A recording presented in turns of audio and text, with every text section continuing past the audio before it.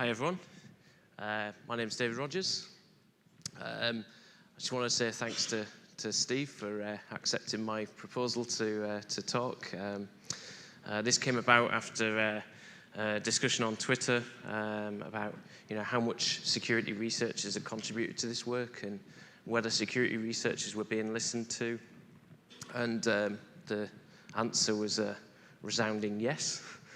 But I thought I'd come and explain the whole rationale to the work that led up to the publication of what's called the Code of Practice for Consumer IoT Security, and also kind of talk about some of the implications and hopefully further the discussion with you guys. So as far as I'm concerned, if you've got any questions, feel free to interrupt me. It's a two-way street, so just stop me. I'm sure somebody else has got the same question as you.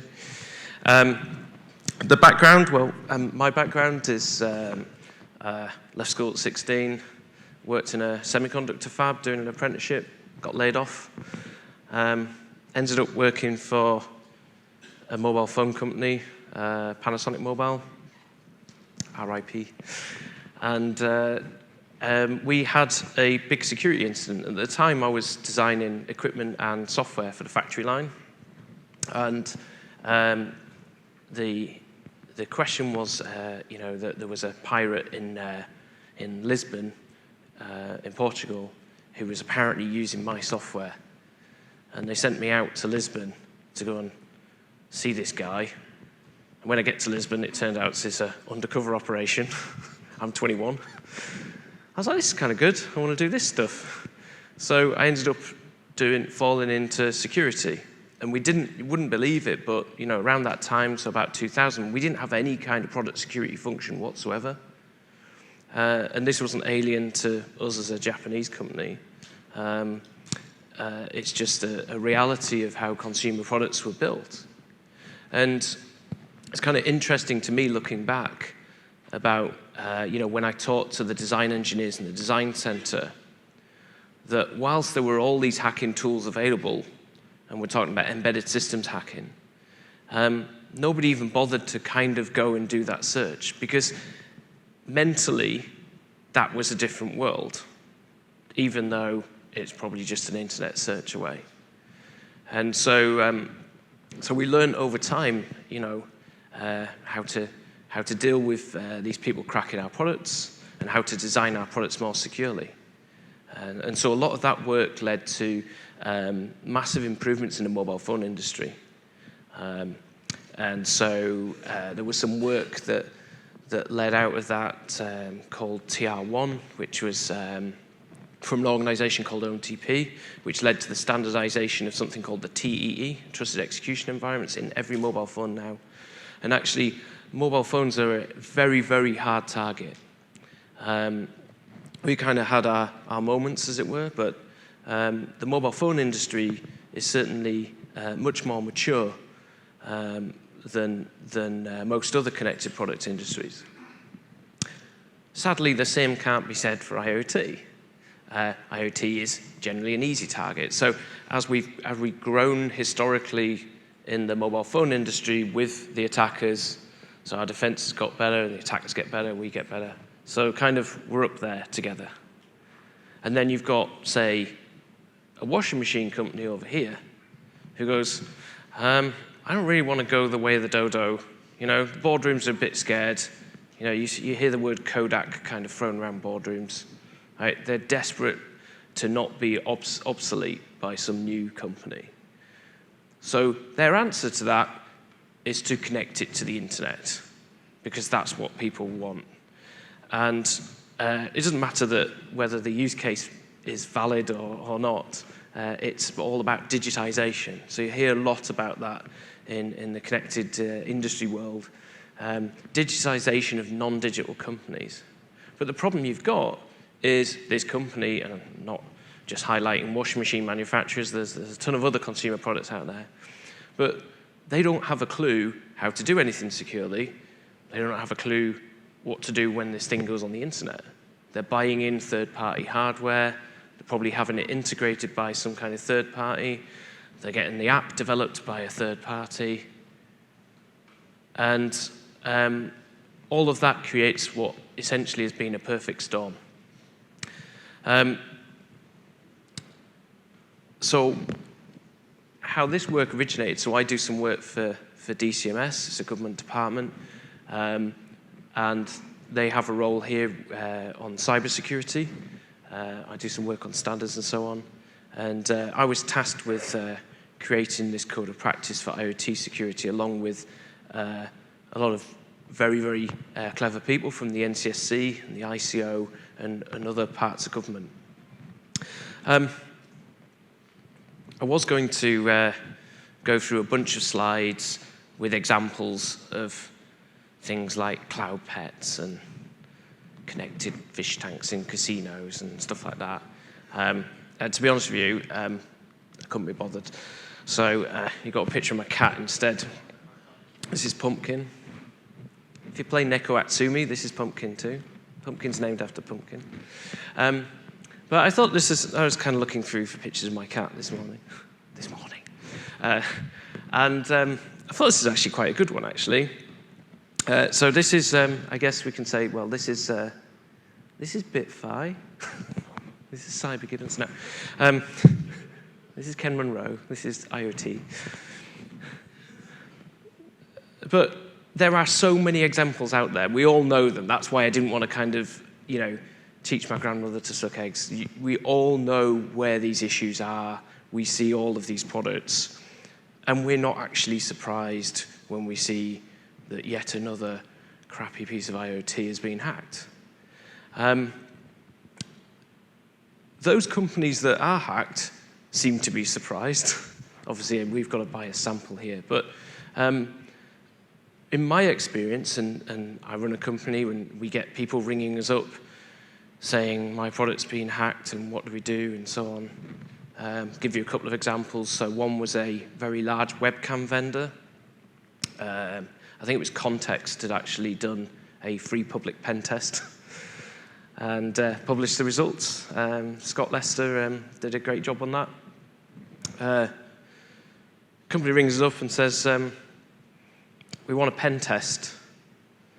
I'm like, well, here's the pen test. You've already got the results. They're like, no, we want a pen test. I'm like, well, you need to redesign your product, right? You need to, first of all, you need to fix the problems that you've got, but you do need to redesign your product. No, we want a pen test.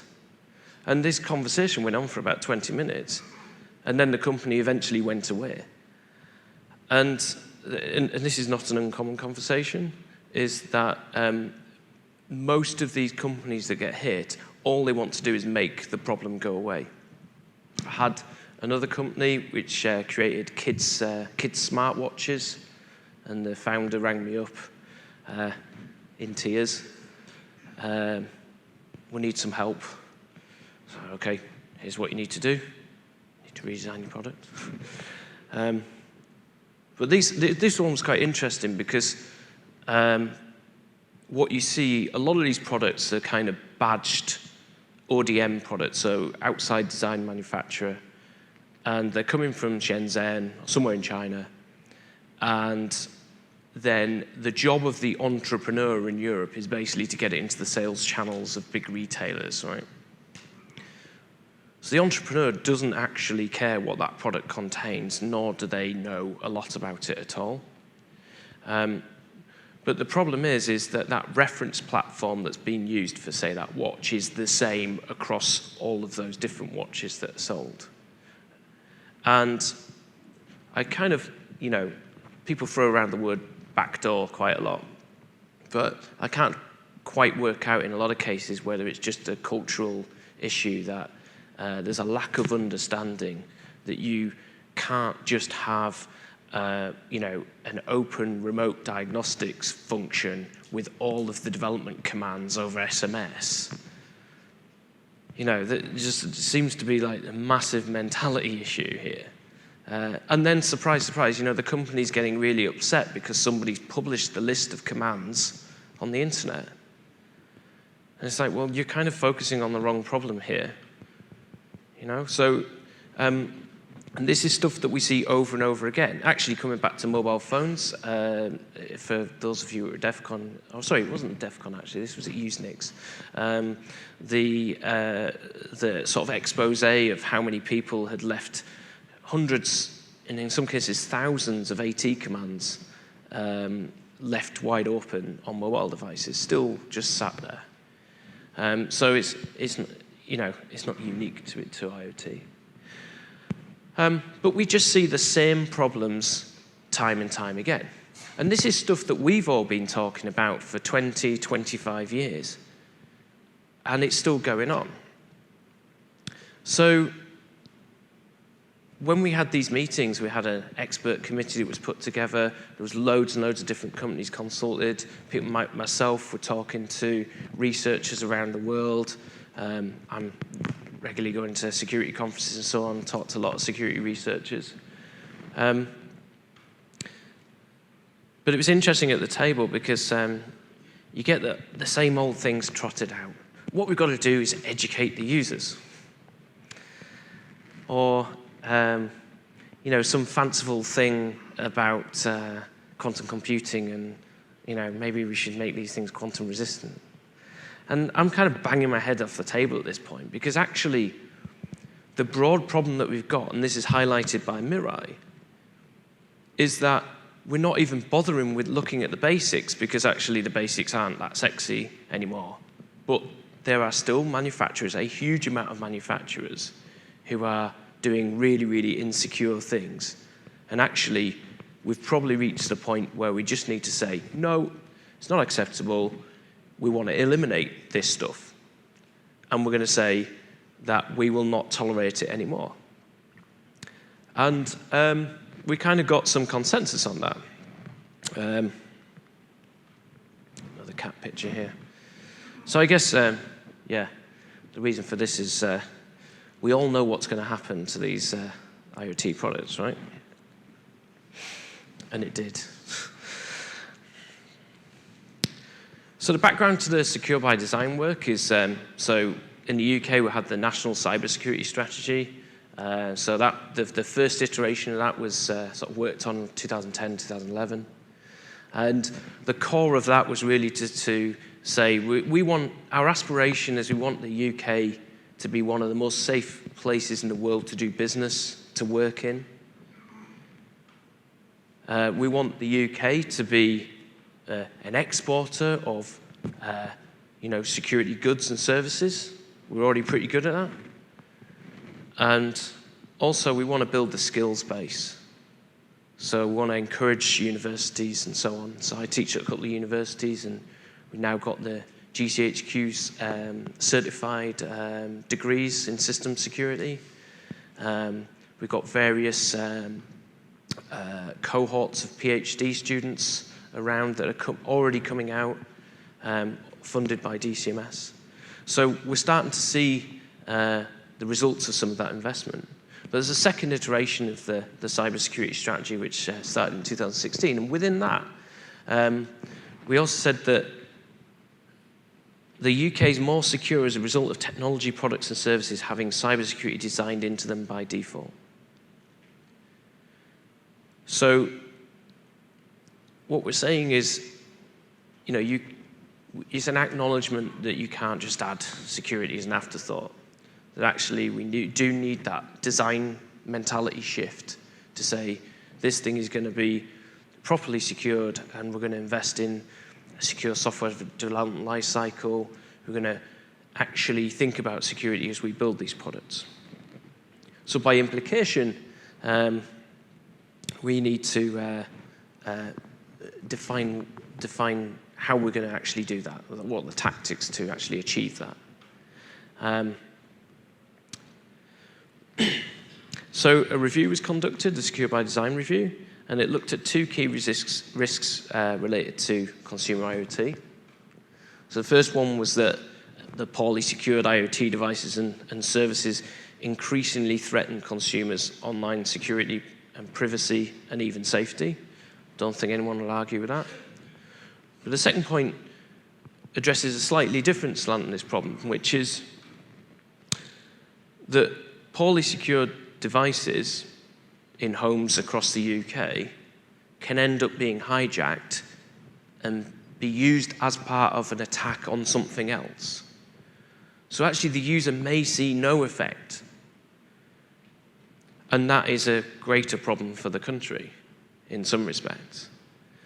And so, we saw with Mirai, there have been other IoT botnets like Reaper and so on. But Mirai obviously had the biggest impact. 1.2 terabits per second at one point against Brian Krebs, I think it was. It does show the resilience of the internet, actually, though. I mean, okay, 24 hours of pain, but kind of bounced back. Internet's still running, wasn't broken.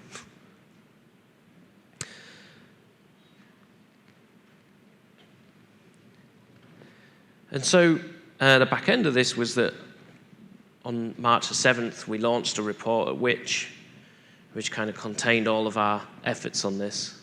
And at the heart of this was this code of practice on IoT security. There was a public feedback phase, so that went on until the end of April. I think Steve said he was going to feed back to it. Had lots and lots of interesting input from companies and individuals, from associations representing different types of industries. Because even within consumer IoT, you've got kind of individual, what they would call verticals, of things like children's toys. And there are certain sectors that, children's toys is a classic example. So the good work that Ken Munro's been doing to highlight issues with the Kayla doll and so on, or Troy Hunt with Cloud Pets, all really focuses attention. And I think the toys and games industries have actually woken up to the fact that maybe putting kids' toys on the internet might be a bad thing. Could have told them that. But anyway. Within this report also, there are other aspects. So about education and so on, about things like labeling, how do you communicate to the user? Things like skills. How do we skill up an SME to understand how to implement security, for example? That's available to download. You can have a look at it. The code of practice is quite detailed, and I'm going to show you some detail here. It's quite nice to be in front of an audience that understand the detail. And the final version, based on that public feedback, will be published later in the autumn. And I'm kind of pleased to say, actually, that the feedback that we received was amazing, by the way. But substantially, the code of practice hasn't changed. There seems to be broad consensus that we kind of hit the right areas. There were a few things that cropped up. I was like, oh, yeah, didn't think about that one. There's misinterpretations of things. So, for example, if I say outage, in my head I'm thinking network outage. But to a different set of people, they're thinking power outage. So just kind of cleaning up language, stuff like that. But I think it's all made it more robust. So we concentrated on three main areas. And this is really important to know that, these top three are what we are really concerned about. And so how this originated with the code of practice. So I was at a meeting in Etsy in the south of France, and there was a guy from the NCSC with me, and we sat down outside, and literally the conversation was, how would we have stopped Mirai? So that's how we started off with building up the code of practice. So the devices that were part of the Mirai botnet were accessed through port 23 in Telnet using 61 combinations of default usernames and passwords, right? So can anyone guess what the first one in the list was? Admin, right? So I expected you guys to get this right, but actually, if you speak to any, I'll say normal person, right? Any normal person that's not us, they'll also give you that answer. Everybody knows the problem. The problem is staring itself in our faces, right? We know, everybody knows. So why have we still got this situation? I can tell you now that there is a manufacturer producing products today with a default password of admin. Guarantee that. And the rest of all of those passwords that are available. This is not confined to just consumer devices. We've got routers, we've got industrial equipment, and so on. So why are we tolerating it? We don't need to. So let's get rid of it. Let's stamp it out. There are other methods for authenticating to devices. We've established what those are. There's guidance available, there's standards available already. So let's, it's not like there's no solution to this. The reason that people do this is because they're lazy and it's easy. And because everyone else is doing it. So if we make it unacceptable to do that, maybe even if we regulate in the future to prevent that happening, we can stamp this out once and for all. And, there are campaigns. I mean, if you look at people like the FIDO Alliance, they're quite keen to eliminate the password. I don't think practically we're going to eliminate passwords. They're kind of useful in certain circumstances. But this is an actual problem that is actually causing harm right now. So if we have the power to deal with it, then we should. So that's why it's number one. Number two, and to be honest with you, this is quite hard fought, was to ask any company that's producing an IoT product or service to actually implement a vulnerability disclosure policy, preferably CVD, coordinated vulnerability disclosure, and actually act on it.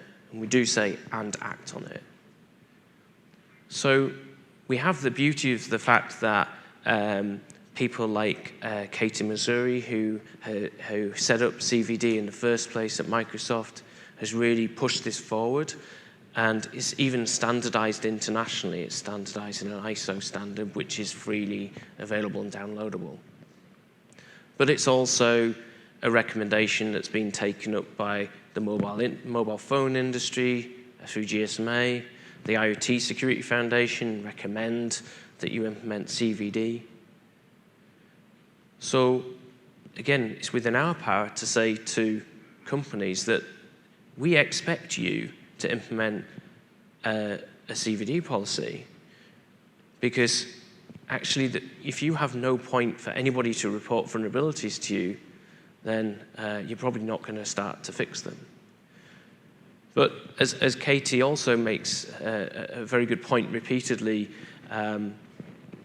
it's no good just implementing a policy or implementing a bug bounty scheme, for example, if you don't actually clean your own house up, if you're not actually actively implementing process measures internally in your business to clean up bugs, clean up your code, and actually close down security vulnerabilities. But it is a big step forward, and it actually forces these companies to take security researchers seriously. So many of you in the audience, and I'll include myself in this, have been stonewalled by vendors when we've reported disclosures. Actually, that's unfortunately quite a successful strategy for them, unless, if I disclose something, I'm probably not going to go full disclosure, if I'm honest. So I do sit on things, and that's usually mainly just a personal thing because I don't want to kind of cause loads of consumer harm. But it is a reality that actually most researchers are forced to full disclosure just because that's the only point at which a vendor will do something, once they're shamed into it. But actually also I would say that some vendors are getting quite adept with their PR machinery. So whilst there's been some good work in the community in terms of highlighting companies where they threaten researchers, for example, which is very common, that usually will backfire on a company from a PR point of view now, thankfully, due to us. But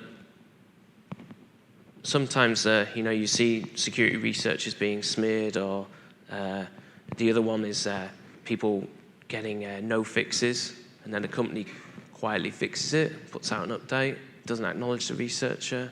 I mean, real bad practice. So, that term of responsible disclosure that we kind of want to get rid of. What I see is more bad practice on the corporate side than on the researcher side, if I'm honest.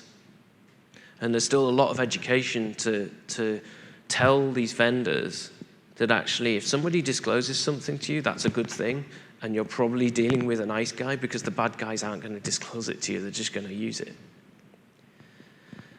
So, we did some research recently.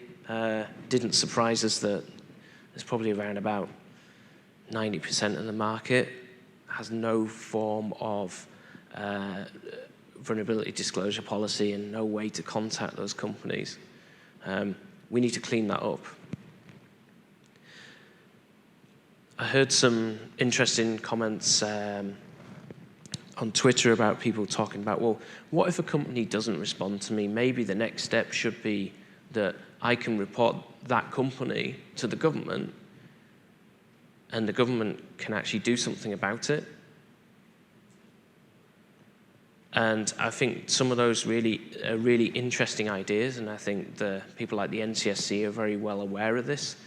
And they're also working with Katie Missouri on the government disclosure scheme. But we'll continue to develop this as we go forward. The third point is about keeping software updated. So this is by no means trivial, but I would say that I think this is like the sort of single greatest thing we can do in terms of cybersecurity hygiene. We shouldn't leave these vulnerabilities open. If you look at what happens when you do keep your devices updated in the field, what you do is basically you don't allow that kind of incubation time that allows the sort of commoditization of tools to be created for vulnerabilities that are left open for years. So if you shut it down very, very quickly, you shut off the exploitation routes. If you're fixing vulnerabilities before they're found publicly, wherever it is in the stack, it might not be exploitable now, but you're just keeping a clean ecosystem for everybody. And so I've done a lot of work in the mobile phone industry on that. Google have done huge amounts of work to drag vendors kicking and screaming, if I'm honest, to a better situation. It is better. But we can't say the same for IoT. And IoT does carry its own challenges. So there are super constrained devices out there that you may never be able to update, so we had to consider things like that. But I would say for the vast majority of devices, they can be updated and probably should be updated. But we have other challenges, things like, these devices don't have user interfaces, they're headless. So how do you communicate that to the user? How do you manage all of these devices in a household where, you end up with, say, 60 devices that all need updating at various times? When to update, right? If you look at the Internet of Shit Twitter account, which is, by the way, the greatest public service to the Internet of Things that I know. The latest tweet was about watch updates. So one of the things we say about updates in the code of practice is that the core functionality of a product, so a watch is a classic example, there's a user expectation that a watch should at least be able to tell the time. And that's a very, very basic example, right? But when it comes to safety critical, it gets a bit more interesting. So the story that I often tell people is just before Nest was acquired by Google, like 2 days before, there was a tweet to Nest saying, thanks guys, your latest software update turned off my Nest and froze all my pipes. It was in January, the thing shut down, stopped keeping the house warm. And you're like, how does that even happen, right? But the reason it happens is people design things on a bench and they don't actually think about the real world usage. But, when it comes to IoT, we can't accept this kind of failure now because actually the failure modes end up being safety critical a lot of the time. In fact, a lot of IoT devices, you might not even consider your IoT device to be safety critical, but somehow it links into some other system, and suddenly you get safety critical scenarios. So there is a concern by a great many people that will end up with the first directly attributable death to IoT. So it's incumbent upon us all to try to avoid that. You know, we don't want to victim blame, right? We don't want to victim blame vendors who are hacked because of no fault of their own, you know, no major negligence. But what we do see is a lot of negligence now, and a lot of things that will be safety critical. So the good thing about these is also they're kind of measurable. So we wanted them to be outcome-based. So to a certain extent, all of these three things, even by a user, could be checked. And I think it's reasonable to say that if a vendor doesn't have those things, then you're probably well within your rights to say, I don't want to buy it. Because that's the tip of the iceberg. The rest of the things are probably going to be unsecure. But we've still got a long way to go. That 10% at the top that I mentioned, the 10% of the market that is doing well, are doing a responsible job. And I would say that probably they meet all of the different elements of the code of practice. And if they don't, they're probably very close to doing it. So then the rest of the code of practice tries to be pragmatic. As I say, it's aspirational in some cases, but it's a recognition of stuff that we probably already know. Things like, you can't build a secure IoT product unless you have secure hardware, right? There's no, you know, we can't just randomly build these things and expect it to be okay when it reaches Andrew Tierney, right? Or somebody. So, again, we've all seen these examples of people obfuscating passwords that are hard-coded and expecting nobody to reverse engineer it. So if you don't have if you don't have secure storage on the device, if you don't have hardware security, then that's what you're going to get, is the developer's got nowhere else to go. So they're going to have to try and do something that they think is clever, but clearly isn't to an advanced level attacker. So I'm pleased to say actually that there's quite a few platforms that are starting to come to market now that are including things like TEEs and secure storage, and also abstracting away some of the difficulties for developers. You might have seen recently as well that Google released a more simplified crypto library, basically trying to avoid obvious pitfalls for developers. That's the kind of thing that we need to see. You know, cryptography is hard to implement, and there are many ways that can go wrong. We talk about communicating securely. What does that actually mean? Well, in a lot of cases, if you ask Ken Monroe, for example, lack of certificate validation is probably one of the easiest ways past a seemingly secure connection. But if you go to Stack Overflow, you'll see lots of nice comments that say, you know, how to disable certificate validation in HTTPS connection. And there's a comment that says, thanks, you solved my biggest problem in the project. Because this is kind of thing that this is hard, the developer's up against a deadline, but what you've done is make the errors go away. And it's also hidden, particularly if it's in a mobile app, right? Because the user can't see. There's no visible warning or anything. You know, we need to ensure that these things are implemented properly, and I was pleased to see that Google announcement. Minimizing exposed attack surfaces. You know, these things are things that we've said before, but these things are acute reality. So, you know, you shouldn't have remote diagnostic functionality. You know, we need to wean people off the fact that they want to see this thing again once it goes into the field, just in case they screwed up and they need to kind of mess around with it a little bit. Actually, companies need to think about that from the start. Do you really, really, really need that remote maintenance function? Or is it just going to become a vector for hijacking? But that applies also to hardware, right? So the amount of devices that you see with things like hidden serial ports. So I saw on a femtocell, an HDMI port on a femtocell. Like, yeah, why? Well, clearly it's just a hidden serial interface. Now, the company has thought, we're clever, yeah, nobody will ever guess this.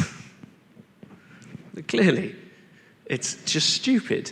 It's a waste of time. It's a waste of time putting that adapter on there. But they're putting it on there basically for maintenance in the field at some point. But do the economics really work out? Companies aren't really thinking about this. They're just thinking, for some future point, we maybe need maintenance. But actually, what they have done is just created an easier way for somebody to get in there and attack the device. The same with JTAG ports, right?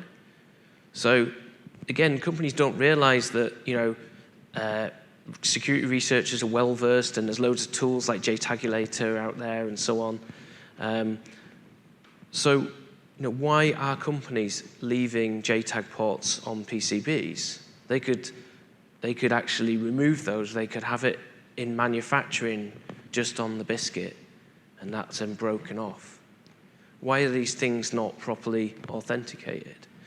The same with open ports, right? Why the hell have we still got devices out there with Telnet open, right? It's just utterly ridiculous. So ensuring software integrity. So, well, we've got a hardware root of trust in there, so that means that we can do secure boot. Now, secure boot is really hard to implement, but at the end of the day, if I turn my device on and I can't be actually certain that nobody's tampered with it since it's been off, then I kind of lead myself down the inevitable road that actually I do need secure boot. I need to be able to have a point which I can trust, and then I can build up more trust as I load up the code blocks. The tools are out there to do it. The software's out there to do it, right?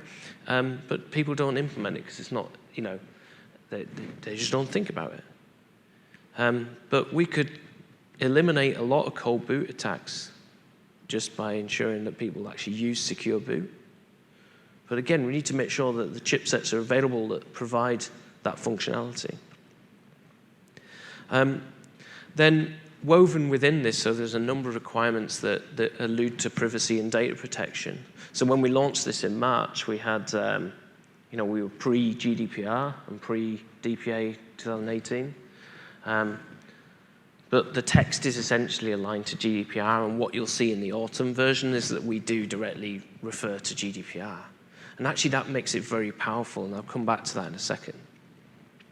I talked about outages, but this is, again, something I've seen out in the market, is that actually designers don't necessarily think about the fact about when this device goes off or when there's 1,000 of these devices and they all turn back on after some kind of big weather event.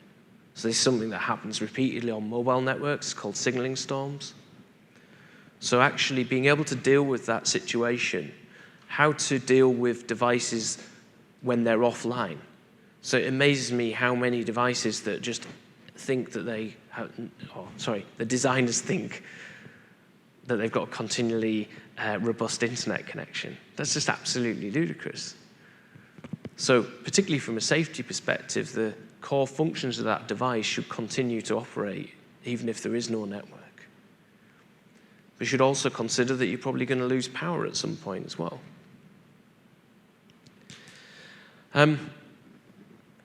This seems like a no-brainer, but if you're getting telemetry data off a device, now there's a GDPR point to this as well, that you probably shouldn't be collecting unnecessarily data if you don't need it.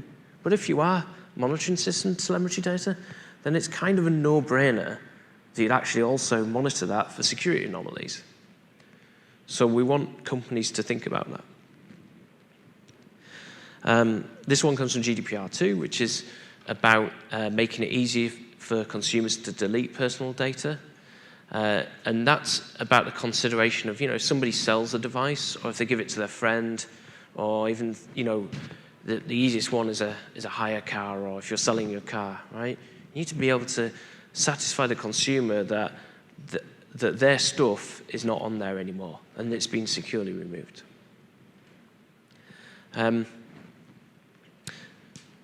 Security usability, so something that people don't think about a lot, but we want to encourage designers. Now, unfortunately, there's not, the best book that I can find is from 2004. Maybe somebody needs to write the Great Design Patterns book for usability for security, because actually we can eliminate a lot of security issues through cleverly designed interfaces and not leading the user down a track of insecurity. And if you buy devices now, just think about it when you're in the setup process. Is this actually easy? Is there somewhere that we can go wrong? Does it deliberately lead me down a path of insecurity? And in a lot of cases, it does. Even the user manuals are just unreadable. They don't tell the user anything about what they need to do in terms of security. And then the last one, this is about ensuring that data is not being manipulated across interfaces, right? So we've all seen it, but this is everything from user interfaces through to interfaces between different types of systems, right? So again, this is consumer focused, but example from the automotive world where data is transferred from most to the CAN bus, and nobody was checking what data can and can't go across those interfaces. But even to extend in things like, is a temperature sensor sending data that's out of the possible physical range of that device?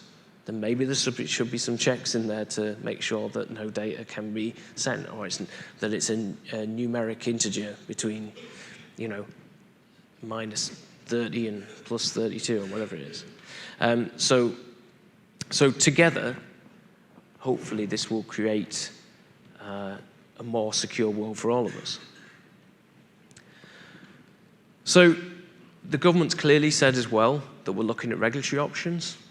So we've said what we want, but then we have to think about, well, how are we going to regulate that? And actually, there's some regulatory tools that are available to us. GDPR is actually quite a good one now. In many of those scenarios, there's probably a case to say that that product shouldn't be on the market. But we need to keep exploring those.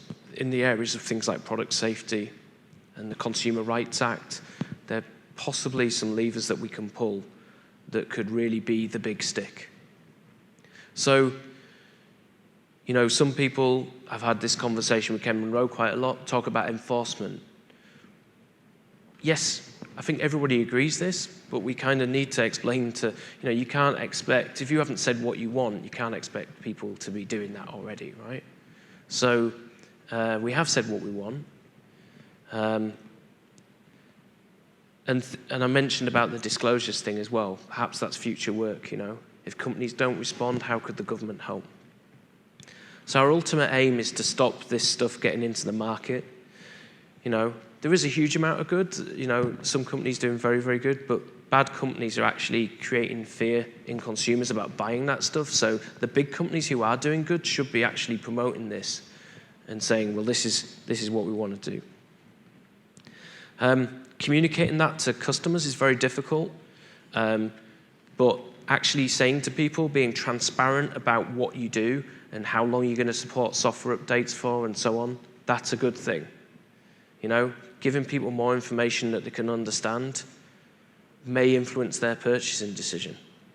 And yes, it may be difficult for a company to say what the end of life of their product is, but they can make some kind of meaningful statement. They can make some meaningful statement about this product was designed with security in mind.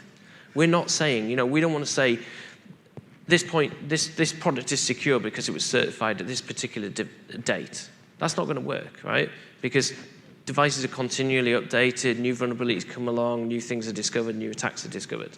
So we need to move away from that kind of static model, but actually think about, is this a continually responsibly designed product, and is it well maintained?